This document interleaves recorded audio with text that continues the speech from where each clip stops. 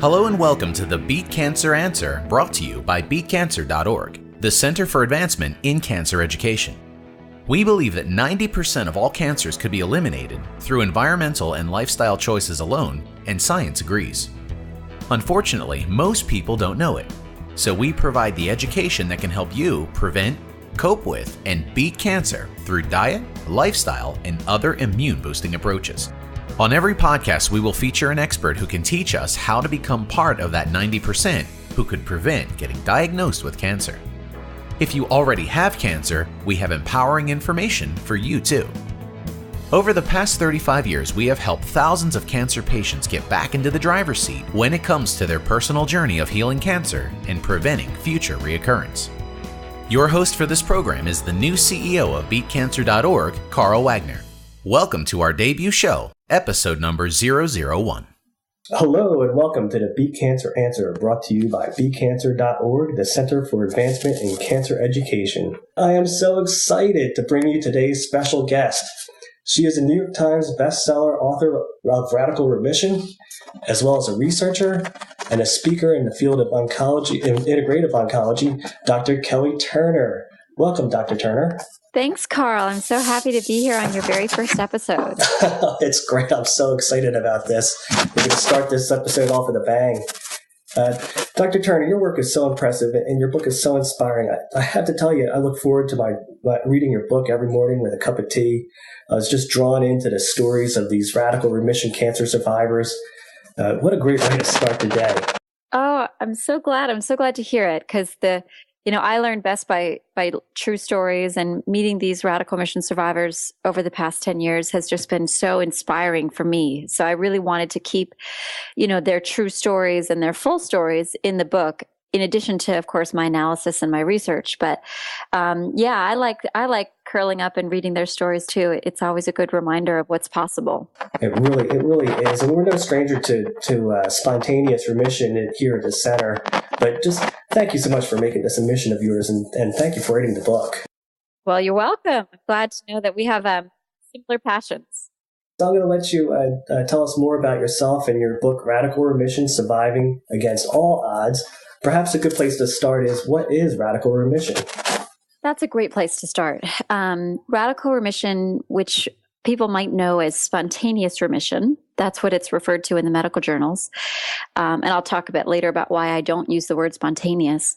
But a radical remission is any cancer remission that is statistically unlikely. So it's really anyone who is surviving cancer against all odds.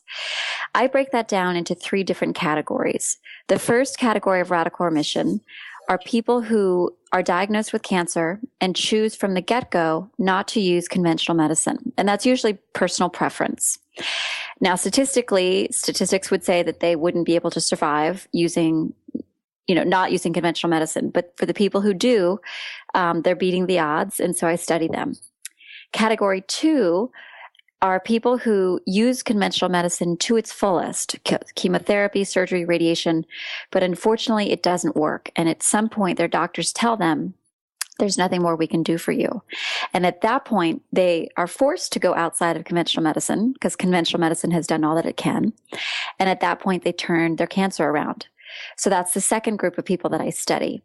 And I've just recently started, actually since the publication of the book, or since I finished writing the book, I've added a third category, which are people who combine complementary and conventional medicine at the same time to overcome a very serious diagnosis. So any cancer that has a less than 25% 5-year survival rate, if someone is surviving that cancer, I don't care how they're doing it, I want to study them. Wow, that's great. It seems like that was a big question of mine here at the center. What happens to these people after they get advice about how to deal with their cancer in a natural way? And just as an aside, the reason that we got into this organization in the first place is we all had loved ones that had passed from cancer, and we just saw the ravages of the medicine and the chemotherapy, and they seem to be an understudied group, that study of survivors. So why do you think that it is that it's all flew under the radar? Well, that was my question exactly. When I first came across my first case of radical remission 10 years ago, I thought, oh my gosh, how did I miss this? This clearly was first front page news somewhere, you know. When I checked the date of publication of the book I was reading, I realized it was 10 years old. And I said, how come I didn't hear about this 10 years ago? You know, this person turned around their stage 4 kidney cancer after being sent home on hospice. Like, everyone in the world should have heard about this. And I went home that night and found that there were over 1,000 of these cases published in medical journals, and I hadn't heard of any of them. And so that was my question. Why haven't I heard of these? Why is no one studying these cases? And it's been a frustrating explanation of figuring out the answer to that question. The answer is, first of all, that it's just very hard for doctors to study something that they can't explain. So they're trained in a certain way of understanding the body and of treating cancer. So when someone heals outside of that training, it's literally a mystery to them. So they don't know where to begin. Well, luckily, I'm not an MD, I'm a PhD researcher. So I don't have any training that I have to sort of push aside. I am trained in research methods, which tells me exactly how to study unexplained phenomenon, which is to start with what's called exploratory research. And that's what I've done. Exploratory research is starting from the ground up. So it's also called grounded theory. It's when you don't know how to explain something, you don't test hypotheses, you collect hypotheses. So my research has been asking these people, why do you think you healed? And believe it or not, Carl, almost every single person I talked to told me that I was the first person to ask them what they did to heal. Wow. Yeah. It seems so unlikely. I know. It's disappointing. Every time I hear that, I say, really? You know, your doctor didn't want to know. And the truth is that their doctors are so busy. You know, modern medicine, especially with managed care, these poor oncologists have 50 people in their waiting room, all facing a very serious prognosis, and they're doing the best they can. So when a radical remission case comes across their eyes, they're excited and they're happy for the person, but they don't have the 2 to 3 hours that I take with them to go in depth about their healing story. They just don't have that time. And that brings me to the second reason why these cases aren't studied. A lot of doctors say, oh, well, it doesn't happen that often. It's very rare. Well, they only say that because there's no way of tracking or reporting these cases. And so there's a serious problem right now of underreporting radical remissions, because the only way we have of knowing about them is if a doctor takes about 40 hours of unpaid time to write up a very detailed case report and send it off to a journal for possible publication. Well, first of all, doctors don't have that kind of time.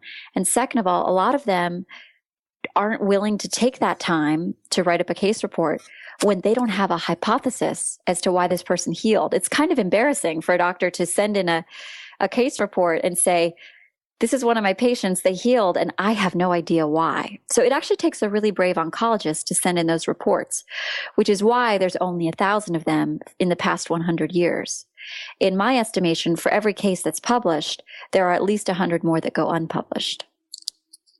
Well, it seems that this would be a great new area of study, whether it's a MD or not, and just to kind of bring us all to light. And I think, I believe you have a database now or a website that you can track some of this? Yeah, so my attempt at fixing this problem of underreporting is radicalremission.com. So that's the website that I've set up to continue my research. And on that site, you can very quickly and very easily, in about 20 minutes, you can submit your own radical remission story. So if anyone out there is listening and they've had a radical remission, please help us out. Help out the cause of researching you by going to radicalremission.com and submitting your healing story. And you can do it anonymously if you want. So you do need to provide an email so that I can get in touch with you, but no one else will see that email. And you can use a pseudonym or whatever you'd like. But us knowing how often these cases are happening is essential in terms of getting more funding for more research. Wow. So tell me a little bit more about your research, and maybe you can start from how you became interested in this in college.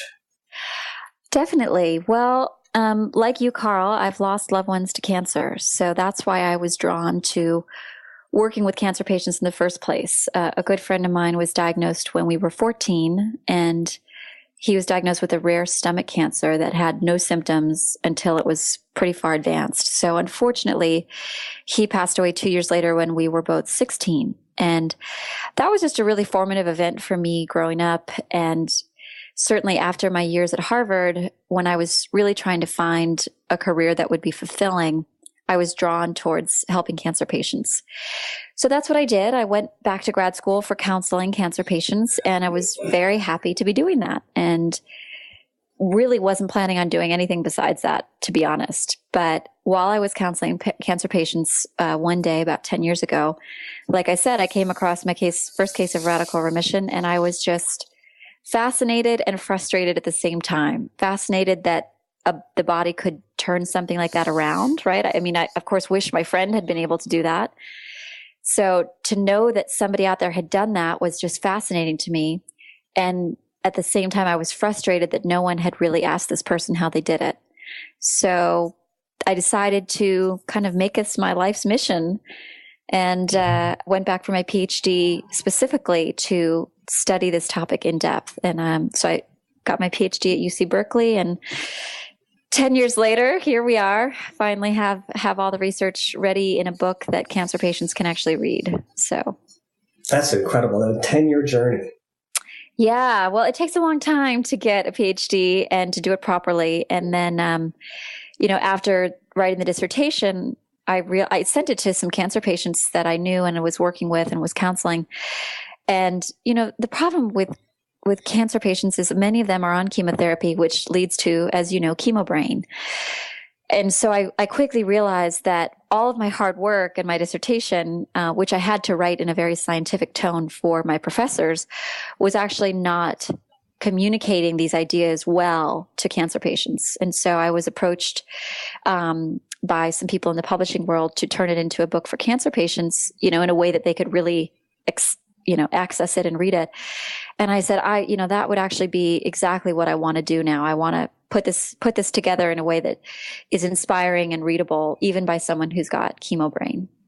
Well, even for somebody who, like me, is healthy, and I'm just reading this book for my own enjoyment, I took away things and I'm practicing them. So you have very actionable steps in that book. Yeah. And I think that what I've learned from the people that I study is certainly they used these 9 key healing factors to get well when they were sick, but they all still use them now to prevent a recurrence. And so that message that I took for me personally was that these 9 key healing factors are things that we can all be doing right now to hopefully prevent cancer. Now there's no guarantee for that. My research is exploratory. So, I'm always quick to say that I'm not saying that if you do these 9 things, you will prevent cancer or you will cure your cancer. Unfortunately, we won't be able to say that for about another 50 years when we've done 20 randomized control trials, right? That's how science works. It moves very slowly and methodically. So I'm very cautious to say these are hypotheses that these people have about why they think they healed. But if they resonate with you, there's certainly things you can start doing right now, because all of them have been shown in separate studies to boost the immune system. And over again, what I heard from the radical remission survivors is that it's the immune system that took care of their cancer in the end. Well, certainly it gives everybody some hope, because it seems that when people are let go of conventional medicine, or they've been quote unquote cured, they just kind of get into this let's wait and see pattern if recurrence happens. So at least now they have some ammo or some things that they can do and put into practice to be in control or empower themselves to be part of the healing process and staying well. Absolutely. Back when I was counseling cancer patients, they always told me that the scariest moment was the day they were diagnosed, and the second scariest moment was the day they were told they were in remission. And the reason why is because for most people, when their doctors say, okay, you're in remission, now we just have to cross our fingers and hope it doesn't come back. That's a very scary moment because you feel powerless in preventing it from coming back. Now, of course, we have more and more studies coming out, really well-designed, large-scale studies that show that things like a healthy diet and daily exercise and reduced stress can all contribute to longer lifespan and also longer disease-free survival from cancer. So we have wonderful preventive research that's coming down the pike telling us everything that my research subjects told me, which was keep up your good diet, keep up your supplements, and keep up all your emotional and mental shifts. Well, I think that's good advice, even for anybody. It's all about practicing good health, and hopefully people can take from your book, being a healthy person, that they can use these techniques to prevent cancer in the first place. And I know you can't really say that scientifically, but there's a lot of studies that say that even just diet is responsible to 70 to 80% of all chronic diseases, and there's an MD Anderson study that was talking about the different causes of cancer, and that is largely preventable. So I'm glad that this is in this book. Yeah. Well, one thing that I tried to do, I mean, obviously my research is looking at this very unique group of people. But for each chapter, which is covering each of the 9 healing factors that came out from my research, I did try to find any and all studies that either supported or refuted these healing factors. And what I found was just tons of scientific support for each of these factors. So there are scientific studies that have been done for each factor to show that either directly or indirectly, practicing these 9 healing factors will strengthen your immune system. And so that we know. Whether or not I can guarantee people will prevent cancer, I can't say that. But I can say that practicing these 9 factors has been shown scientifically to strengthen your immune system. And that's really the most power that we can have with something like cancer. The best thing we can do is keep our bodies and our minds and our immune systems as strong and healthy as possible. Well, I think that some of the most inspiring stories in your book were of the people that were basically told, we're at the end of our conventional treatment and we can't help you anymore, so you might want to just get your affairs in order. And they were sent home, and yet they turned it all the way around and became a radical remission survivor. I just felt that was so inspiring for people. And it seems like that day when they were let go of conventional treatment and they had to look for other things was the best day of their life and not the worst day. Well, certainly in retrospect, it was the best day. I'm sure, I know from some of them when I interviewed them, it was a scary moment.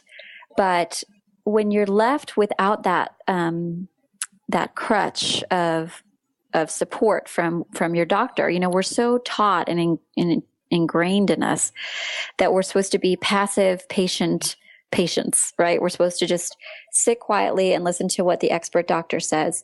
And certainly their years of training should be listened to and should, you should take that in. But when that expert suddenly goes away or says, I don't know what to do, I can't help you anymore. Many of the people I study had a moment of sheer terror of, oh my gosh, this is completely in my hands now.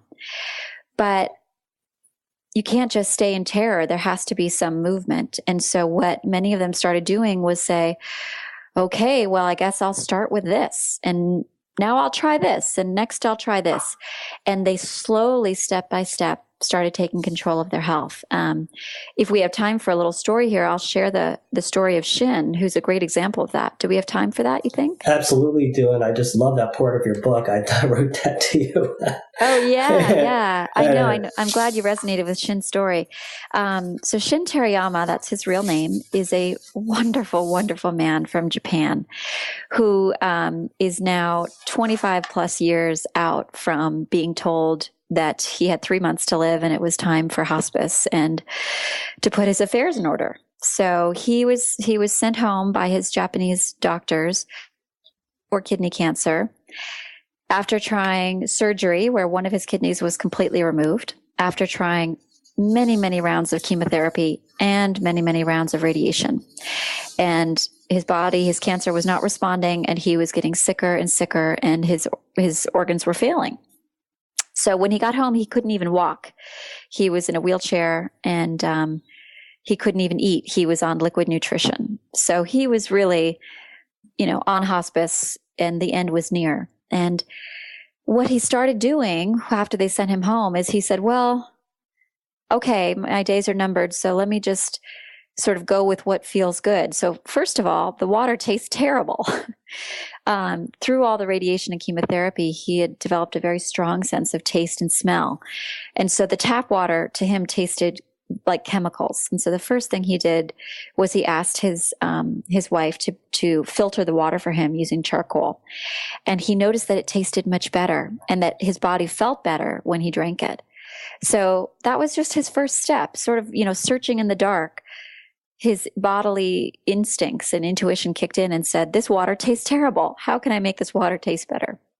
So just something as simple as that. Shin is wonderful in explaining to cancer patients, start with something simple, start with clean water. And little by little, he started taking control of his health day by day because, again, his doctors weren't there for him anymore. And so he started going up to watch the sunrise every morning. And I just love this part of Shin's story because he really thought and believed what his doctors told him, which was he had 3 months left to live. And so for him, and he, by the way, had young children at the time and a wife that he adored. So this was a very sad prognosis, right? So he decided to go watch the sunrise every day because he was just so grateful that he was still alive for another day with his family. And he went up every day in his wheelchair at first, and then with a walker, and then he walked up by himself. But every day he'd go up and watch the sunrise, and he would breathe deeply and just feel gratitude that he was around to live another day. And unbeknownst to him, that became a spiritual connection practice for him. It was the way that he connected into this, whether you want to call it divine energy, or whether you want to call it theta waves in your brain. You can label it religiously or secularly, but there is a state that the body enters into, not just the mind, the body enters into when you do a spiritual practice like meditation or prayer.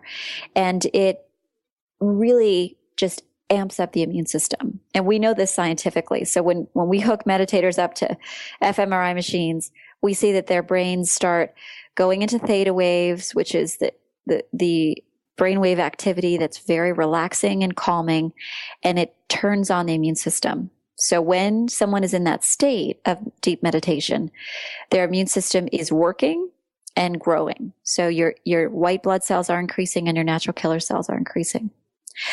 So long story short, Shin did so many things. He did all 9 of the factors. Actually, he did 8 of the 9 factors in my book. He chose not to do herbs and supplements because he really wanted to get all of his nutrients from food if possible. So he did things like juicing and other things. But he did all 8 of the 9 factors, and little by little started to feel better. And he walked into his doctor's office 6 months later, and they were literally shocked. They said, "What are you doing here? And how are you walking? And why do you look so well?" And he said, "Well, I just started doing all these things that were making me feel better. And if something made me feel better, I kept doing it. And if it didn't, I didn't do it." So he's here now, 25 plus years later. He's got grandchildren, and he is the happiest person I have ever met on this planet. I can say that without a doubt. Well, I think one of my big takeaways from that was that your body is either in a state of healing or it's in the opposite state, the fight or flight, where it's causing immune lowering hormones. Definitely. That is a scientific discovery of the past 20, 30 years that I don't think has really trickled down to the general public yet. And it certainly wasn't something that I knew until I began this research. But our bodies have 2 ways of operating, and that's determined by the nervous system. So our nervous system is either in something called sympathetic mode or parasympathetic mode. And what we've discovered is that the immune system is active and working when we are in parasympathetic mode, but it is not working and it is not active when we are in sympathetic mode. And you might know these modes better as fight or flight, which is the sympathetic mode, or rest and repair, which is the parasympathetic mode. So what people don't realize is that when your body is in fight or flight, even low level fight or flight, which is low level or chronic stress, your immune system is not really active. The only way to really get your immune system active and doing things like getting your body, removing cancer cells from the body, which is one of the functions of the immune system, is if you switch your nervous system into rest and repair. And it's an either or switch. You're in either fight or flight or rest and repair. And that's something that I heard over and over again in my research, and of course has been validated in many, many scientific studies. So it's not just nice to relax every day, it's imperative for your health. We need to switch off from our mind running. We need to switch off from the stress and the to-do list, and we need to take deep breaths. Whether you're watching the sunrise or not, we need to breathe deeply and feel at peace in order for the immune system to work. That's an amazing discovery. I hope that that's a big take home for everybody, that it's really a choice for you to decide, to consciously decide to take a little break and let your body repair itself, or it just doesn't. Or it just doesn't, exactly. And I think, so many people feel so helpless and powerless with cancer because we don't really know what causes it. We actually know that lots of things cause it, because cancer is just cellular breakdown. And so it can be caused by viruses, toxins, bacteria, even genetic mutations, right? So people who have exposed to high levels of radiation, their cells will break down and have mutations in them. So there's all these different ways that a healthy cell can become cancerous. And so you feel sort of powerless. Well, how am I going to protect myself from all these toxins and all this radiation and genetic things? It's a very scary thought. But if you look at it from the other side, which is to say, sure, we're going to be inundated with these things, often without our knowledge, right? There are toxins in our air and in the products that we use and consume that we're not even aware of. So, we can do our best, but there's always going to be some stuff that gets into our body. What we do have control over is turning on the cleanup system, which is the immune system. That we can turn on and off ourselves anytime we want. Well, that is amazing to know that at least we have some control. Yes, we do have not just some control, but the people I study would say we have a lot more control than we think over our health. It just takes time and effort. It doesn't necessarily take money, which was refreshing. I was ready to hear anything, and that included people saying that they were taking, some crazy supplement that was $5,000 a pop, which, by the way, is how much chemotherapy costs. But I didn't hear that. Certainly, the one factor that came up over and over again that costs money is supplements, but many of them are things that you can buy fairly cheaply, or even grow yourself. You can grow garlic in your garden, things like that. But all the rest besides herbs and supplements, all the rest of them are things that are basically either free because they're mental, emotional shifts, or they're things that you're already paying for, like your food. So, when you cut out meat and alcohol and then you instead buy organic vegetables, your grocery bill will stay the same. Right. And on that topic, if chemo is $5,000 a pop or a month, even if you say it's $5,000 a month, you could easily feed a family of 4 100% organic for $5,000 a month. Right. Now, with health insurance, thankfully that $5,000 isn't being passed on fully to the cancer patient because their insurance company is paying for it. But, the cost of chemotherapy is quite expensive. It's just usually the insurance companies paying for it. Mm-hmm. So tell me a little bit more about what your findings were. I heard, I guess it was an interview you did with Chris BeatCancer, that you found 75 commonalities. Well, I found 75 different factors, healing factors, that the people that I've studied so far use to try to get well. But not everybody uses all 75. So that's why those are not commonalities. Those are just 75 different healing factors that various people used to try to get well. So if I look at all the interviews I've done and all the cases that I've analyzed, I've now actually probably more than 75, I'm probably pushing on 100 now. Different things that people try, whether it's Reiki or acupuncture or shark cartilage, right? I mean, just across the whole gamut. My job as a researcher is to then tabulate the frequency of each of those factors. And everybody says, well, tell me, what are the top 3 things that people do, radical remission survivors do, Kelly? And I say, unfortunately, there weren't a top 3. There were a top 9. If there were a top 3, it would have been a much shorter, quicker book.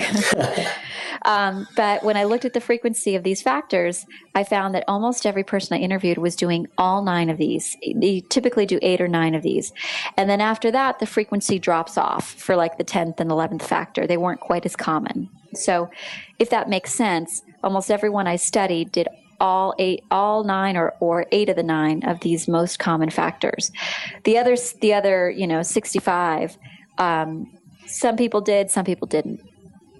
Right. I think one of the things that I took away from a lot of these stories was that most of them had some sort of an emotional thing underlying that some of them didn't even realize, and they had to deal with that, and that was a big part of their healing. Yeah, I was surprised too that emotions and mental shifts were so common. I was expecting supplement A, B, C, and D to be the top 5. Mm-hmm. But they weren't. Everyone was taking different supplements because everyone's body is different. Some people, need to take antifungals because they've got yeast overgrowth. Other people need to take, immune boosters like aloe vera because they're just so depleted. Their immune system is so depleted in vitamins and nutrients. So, herbs and supplements as a general topic was one of the most common factors, but getting into the nitty-gritty of specific supplements, there wasn't a magic bullet that everyone was taking. So when I stepped back and looked at all the factors, what I did find was that most of the top 9 were mental and emotional. And that was a big wake-up call for me as a researcher, because we've known now in science that the mind and body are not only intimately connected, but inextricably linked. Okay. So when you have a thought or an emotion, your body, your brain produces chemicals that go into the bloodstream. These are powerful hormones that tell the body and the immune system what to do. So if you're having fight or flight thoughts like stress, you're telling your immune system, not the time to go look for cancer cells. If you're having peaceful thoughts or happy thoughts, you are telling your immune system everything's safe and we can now work on repairing the body, which includes removing cancer cells.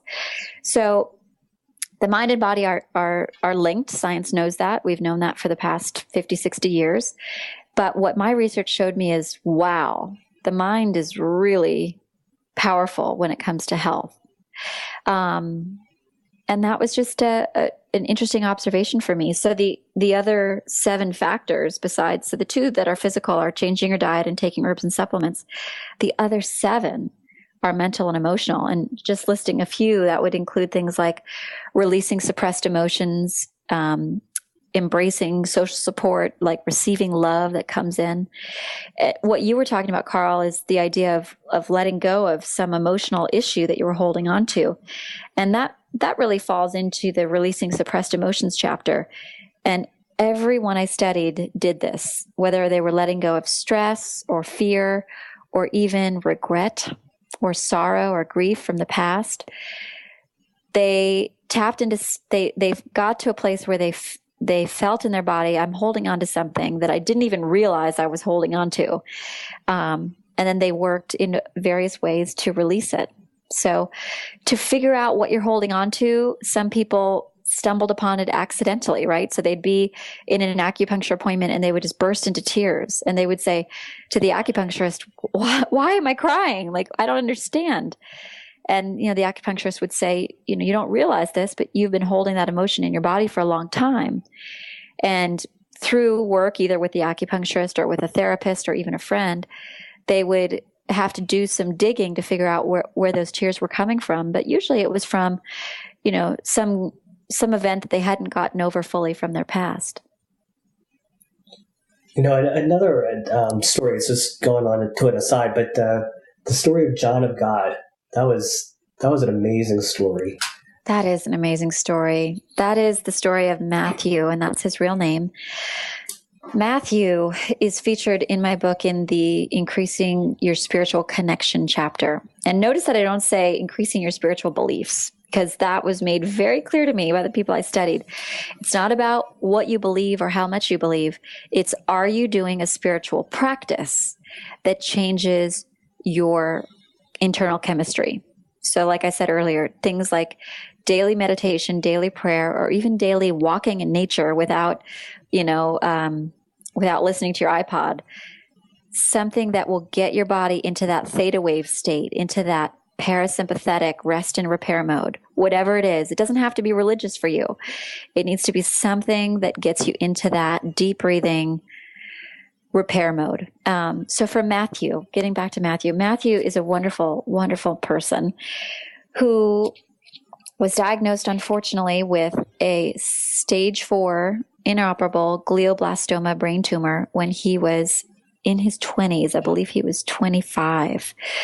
So just tragedy, right? Total tragedy. His friends and family and his parents were just beside themselves.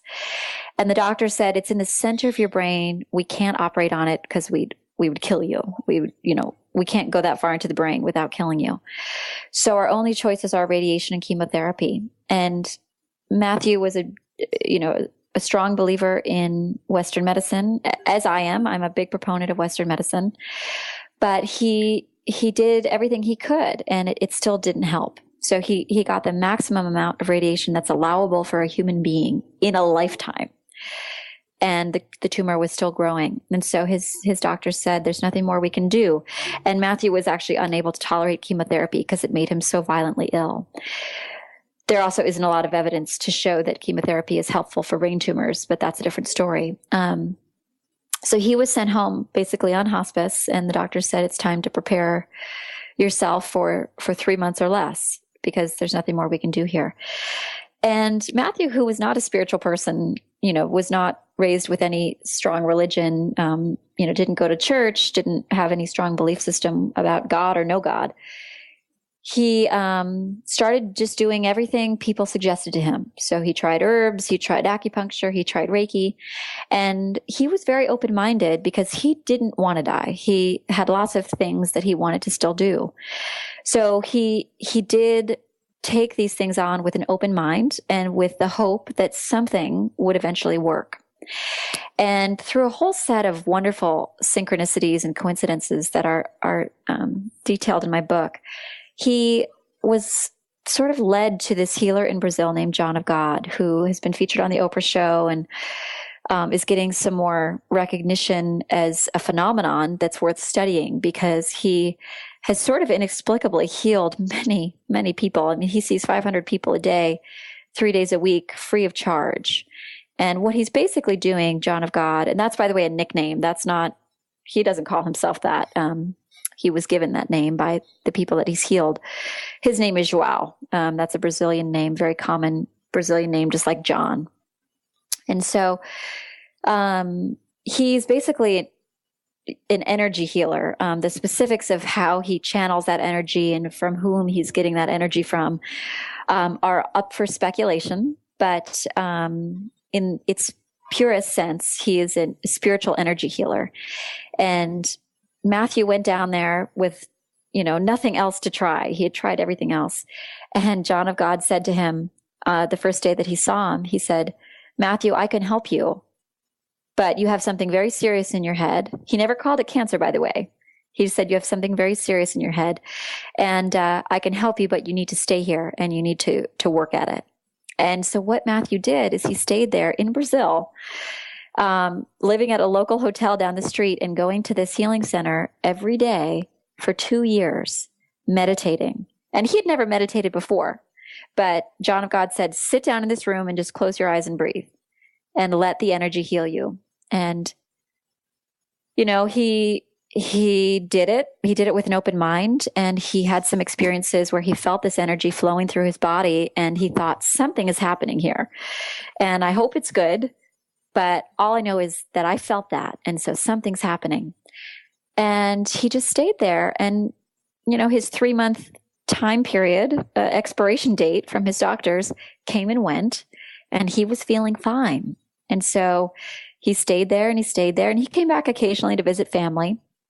But 2 years into it, and by this point, he had found a Brazilian woman that he'd fallen in love with, and they were married. And he was just sort of, counting every day as another day to be grateful for. But he was feeling good. And 2 years into it, John of God came up to him one day at the end of the day and said, "Come up in front now. I want to talk to you in front of everyone here." And he said, "Matthew, tell everyone what you came here with 2 years ago." And he said, "I came here with stage 4 brain cancer that was incurable." And he said, "Matthew, I want you to go down to the nearest city here in Brazil, and I want you to get an MRI because you're healed now." And Matthew just burst into tears, and he believed it because he was 2 years in and he felt well.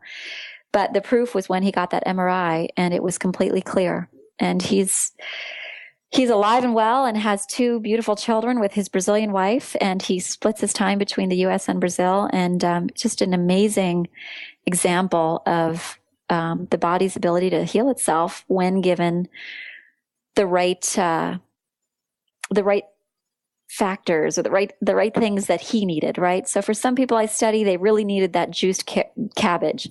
That's what their body really needed to get well. For Matthew, his body needed intense spiritual connection practice, and that's what helped his body get well. It's amazing. And part of one of your chapters was on intuition. I think that's where that comes in.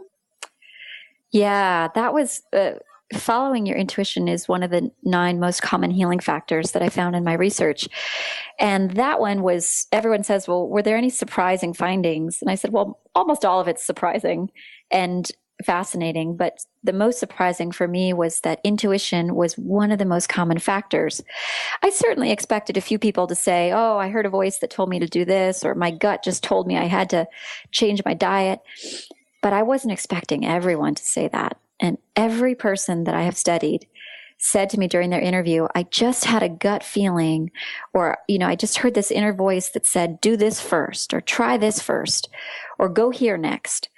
And they weren't always following it blindly, but they were using their intuition as part of the decision-making process. So they'd ask their doctor or their naturopath to weigh in. They'd ask their family to weigh in, and then they'd ask their intuition to weigh in.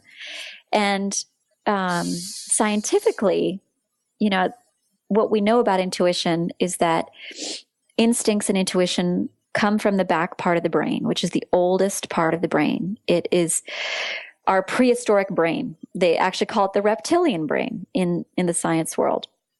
And this is a part of our brain that does not light up that often, because thankfully today we live in a very safe world where information is just given to us. We don't have to use our instincts to intuit it, right? So we don't have to sense when a storm is coming. We just turn on the Weather Channel app on our phone, right? We look at the weather.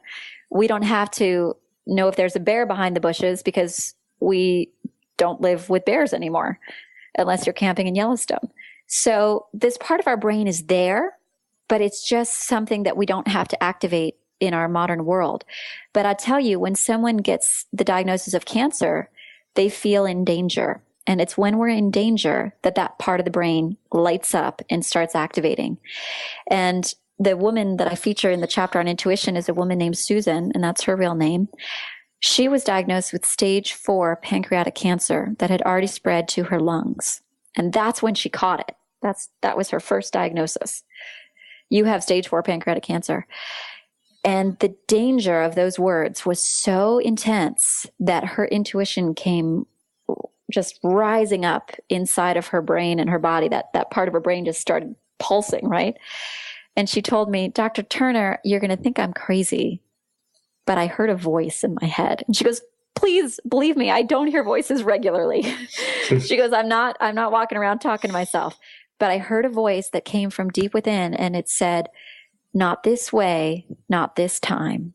And that was in response to the doctors saying, you've got to do chemo right away. You're going to die any minute, radiation. This is incredibly serious.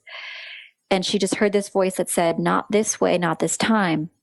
Now for her, that was her intuition. Not everyone hears that, right? Like Matthew did Western medicine to its fullest. So I'm certainly not condoning any of this. I'm just reporting what happened. But for Susan, her intuition said, don't do that right now. Start with other things. And for her, that was diet and then Chinese medicine and acupuncture. And she got down this whole beautiful path of energy healing and releasing emotions. And for her, that was what her body needed. And she's still here and she's alive and well. When she told her doctors she wasn't going to do the chemotherapy, they said, you're going to be dead in 3 months. So here she is years and years later. Yeah, I think maybe some of that news is a little bit damaging when they're told you're just going to go. So it takes away their hope. It does. Everyone jumps to the criticism of my research saying, well, aren't you raising false hope? And David Servin Schreiber, the late author of Anti-Cancer, he lived 14 years longer than his doctors said he would. He's passed away since, but he's a wonderful example of living way beyond your prognosis. He said, you know what's worse than false hope? False hopelessness. He said, no Great doctor. saying. Yeah. And I can't take credit for that beautiful quote. Right to him, bless his soul. But he said, no doctor has a right to tell anyone when they're going to die because nobody really knows. And I think that that's true. When you tell someone, it's fine to say there's nothing more I can do. That's honest and that's realistic. But to take it further and say, you're going, I give you 3 months or I give you 6 months, that can have a very damaging effect on someone's psyche. So I always encourage doctors to be realistic and say when you're done with your options, when you're out of ideas, be honest about it. But to tell someone when they're going to die, I think is something that no one should really do because no one really knows. Yeah, it's sad. We're going to have to close up a little bit here. So why don't we tell everybody what you're doing now? I believe you're writing and lecturing and you give counseling sessions. Is there a way for people to get in touch with you? Sure. Yeah. They can reach me at drkellyturner.com. I'm doing speaking and I'm continuing my research. My one-on-one consulting is on hold at the moment just because I was inundated, and I realized I could help more people by continuing my research. So now that my book is out, it's very easy for me to say, go check out the book because everything we would have talked about in the consulting session is probably in there. But I may get back to consulting in the future. But for now, just continuing the research, which is happening over on the research website, radicalremission.com. And that's where I'm continuing to collect these stories and continuing to analyze them. And doing some speaking and then just being a mom. I have a 5-month-old baby, so that's been my source of increasing positive emotions these days. Congratulations, by the way. Thank you. So, but yeah, I love to hear people's reactions. So please, whether you feel compelled to share your thoughts with a review online or just send me your thoughts via drkellyturner.com.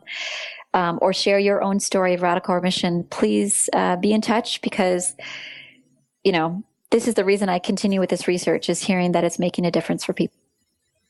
Well, I'm hoping that we can encourage some of our radical remission survivors from the center to go over and put their stories into your website. I think that would be great.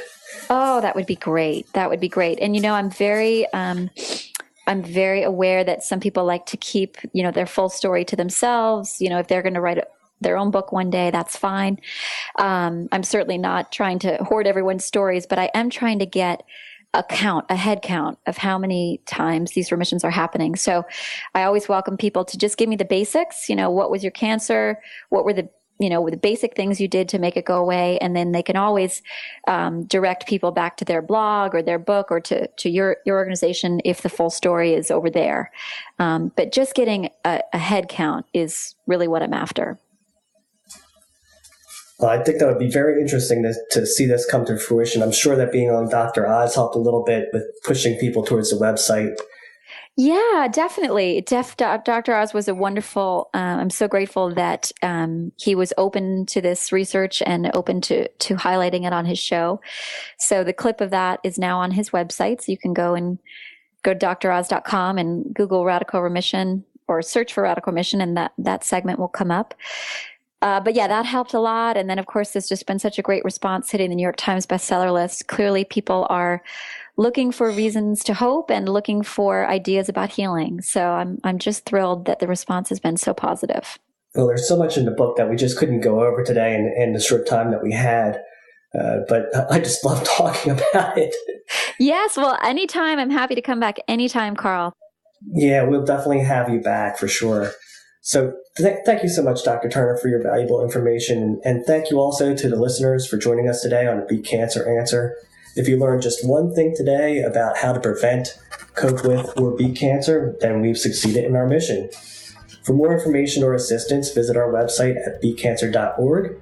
Remember to sign up for our free educational email series and get your free gift. Join in on the conversations on Facebook, Twitter, or Google+, where you can meet others who think just like you. And we appreciate all your feedback and love your suggestions. Please also remember to rate us on iTunes. Your positive ratings help us get discovered so we can save more lives. Thank you again for listening, and best wishes for good health from all of us at Beat Cancer.